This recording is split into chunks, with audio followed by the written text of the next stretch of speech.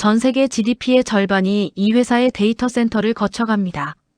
1초에 6만 5천 건, 1년이면 무려 2,700억 건의 결제가 이 회사의 디지털 고속도로 위를 달립니다. 영업이익률 67%.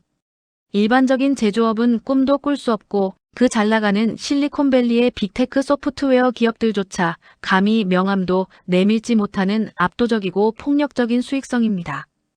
인플레이션이 덮쳐 전 세계 소비자들이 물가 상승의 고통에 신음하고 수많은 기업들의 마진이 박살나고 있을 때 이 기업은 그저 조용히 미소를 지으며 역대 최대치의 현금을 쓸어 담았습니다. 오늘 우리가 완벽하게 해체할 기업은 글로벌 결제 네트워크의 절대 권력, 비자비저입니다. 수많은 투자자들이 인공지능과 전기차의 화려한 스포트라이트만 쫓아다닐 때 비자는 그들이 벌어들인 돈을 소비할 때마다 찰나의 순간에 통행료를 떼어가며 월스트리트의 자본을 블랙홀처럼 빨아들였습니다. 이번에 첨부된 최근 5개년 10-K 연례보고서와 가장 최신 분기인 10-Q 분기 보고서들의 재무제표 밑바닥을 긁어보면 이들이 어떻게 거시 경제의 파도를 완벽하게 타고 넘으며 주주들의 부를 극대화해왔는지 그 소름 돋는 진실이 드러납니다.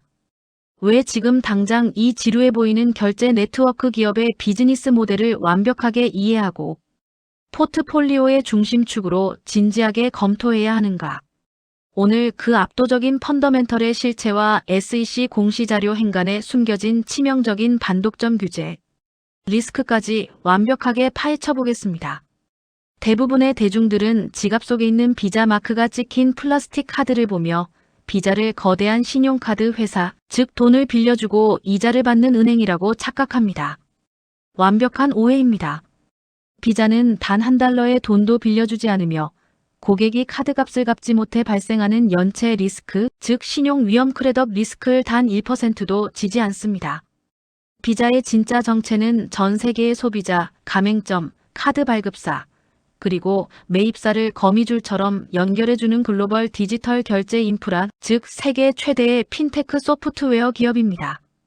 비자가 전 세계를 상대로 달러를 벌어들이는 비즈니스 모델, 즉 거대한 현금 창출 밸류 체인은 철저하게 결제 네트워크의 통행료 경매 구조로 이루어져 있습니다. 이들의 핵심 수익 모델은 크게 3가지 축으로 나뉩니다. 첫 번째는 서비스 수익 서버스 레버누주입니다.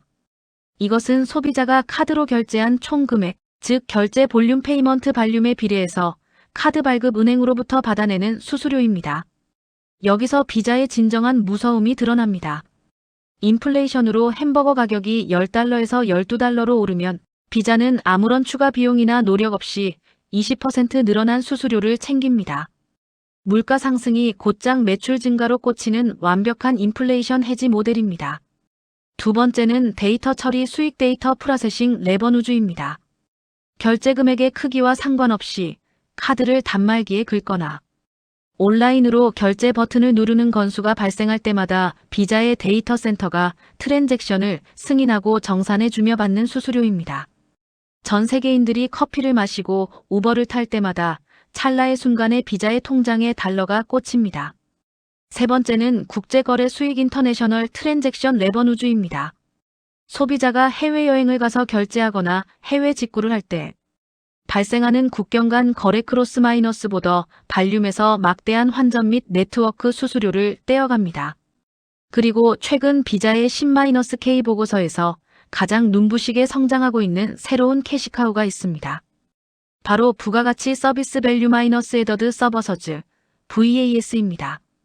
사이버소스 C와 EBRSOURC를 통한 사기 방지, 토크나 TOKENIGATION을 통한 보안 솔루션, 그리고 데이터 분석 컨설팅까지 단순히 결제를 중개하는 것을 넘어 결제 생태계의 보안과 효율을 책임지는 독점적 인프라를 구축하며 70%에 육박하는 경이로운 마진율의 방어벽을 더욱 높게 쌓아 올리고 있습니다. 비자의 최근 5개년 10-K 연례보고서에 찍힌 매출의 탑라인과 순이익의 바텀라인 추이를 분석해보면 결제 생태계를 장악한 네트워크 경제의 폭발력이 숫자로 완벽히 증명됩니다. 2020년과 2021년 팬데믹으로 인한 국경 봉쇄로 가장 마진이 높은 국제거래 수익이 반토막 났을 때 월가는 비자의 성장이 멈췄다고 경고했습니다. 하지만 이들은 폭발적으로 증가한 전자상거래 E-카머스 결제 볼륨으로 그 빈자리를 메워버렸고 2022년과 2023년 여행 수요가 폭발하자 억눌렸던 국제거래 수익이 퀀텀 점프하며 역사상 최고의 실적을 갈아치웠습니다.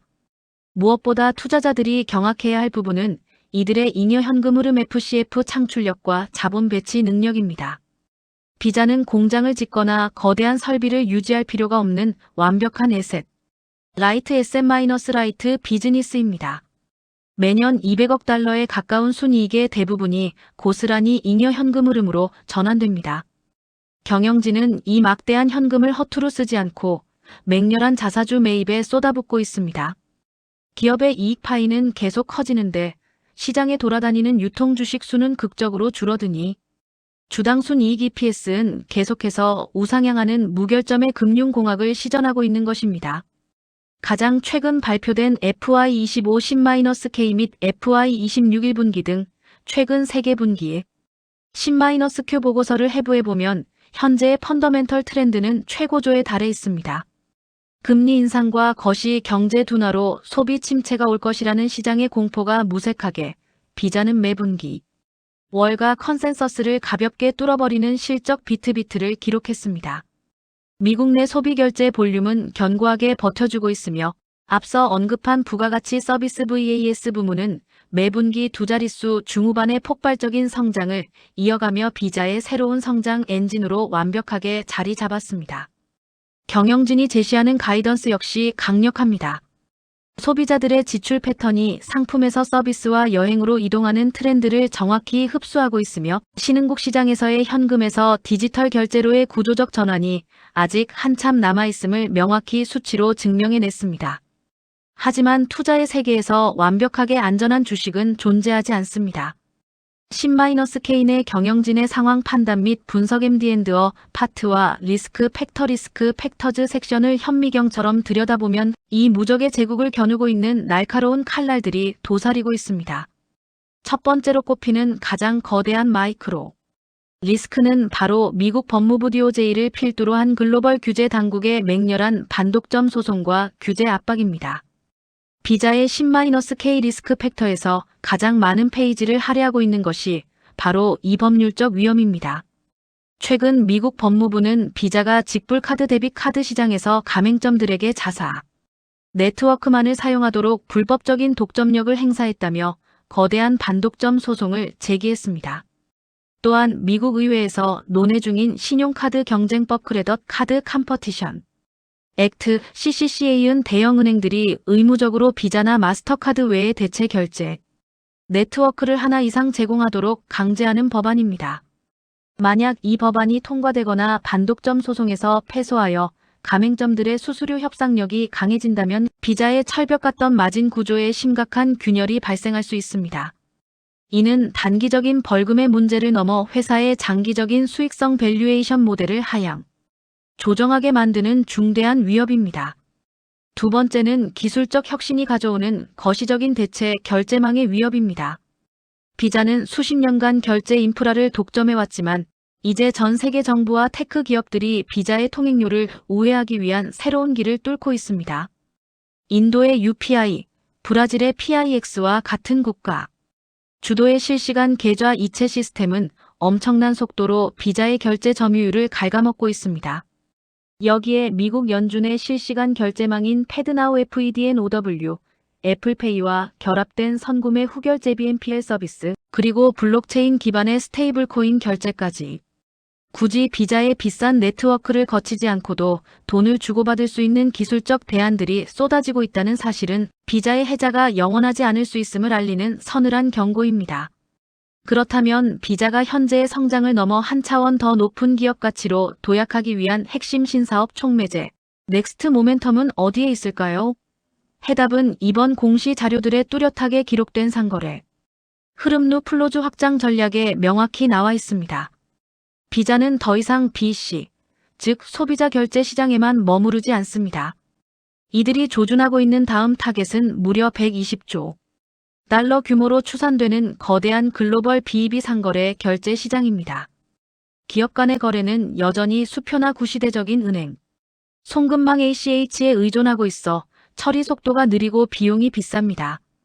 비자는 비자 다이렉트 비저 더렉트와 비자 BEB, 커넥트 비저 BEB 커넥트를 통해 전 세계 기업들이 실시간으로 그리고 국경을 초월해 투명하고 안전하게 자금을 결제할 수 있는 차세대 인프라를 깔고 있습니다.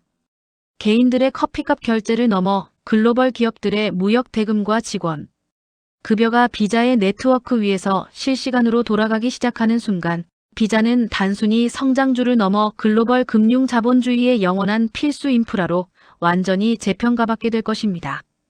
결국 이번 5년치의 10-K와 최근의 10-Q 공시 자료들이 우리에게 증명하는 사실은 분명합니다. 인플레이션과 거시 경제의 침체 위기 속에서도 결제 네트워크의 강력한 락인라크 마이너스인 효과를 유지하며 막대한 현금 흐름으로 시장의 유통 주식을 증발시켜버리는 이 기업의 펀더멘털은 월가 최고 수준이라는 것입니다. 대체 결제망과 반독점 소송이라는 거대한 파도가 밀려오고 있지만 비자는 부가가치 서비스 VAS와 BEB 결제라는 새로운 방파제로 이 위기를 정면 돌파하고 있습니다. 하지만 여기서 투자의 세계에서 가장 냉정하고 중요한 질문이 남습니다. 월가 기관들이 현재 부여하고 있는 비자의 주가 수익 비율 PER과 밸류에이션, 프리미엄은 BEB 시장의 거대한 성장 가치를 이미 주가에 다 반영한 상태일까요? 아니면 법무부의 반독점 소송이라는 공포 때문에 비자의 진정한 펀더멘털과 현금, 창출력이 아직 주가에 제대로 반영조차 되지 않은 할인 구간일까요? 구독자 여러분의 냉정한 판단과 예리한 투자 통찰을 지금 바로 댓글로 남겨주시기 바랍니다.